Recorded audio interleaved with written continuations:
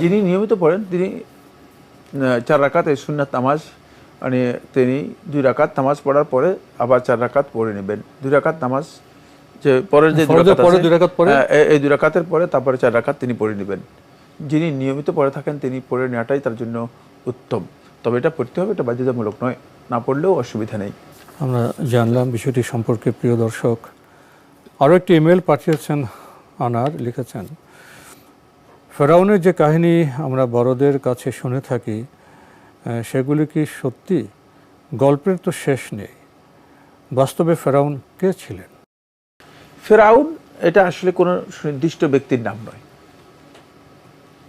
ফেরাউন, আবার বলছি, সুনির্দিষ্ট কোনো ব্যক্তির নাম নয়।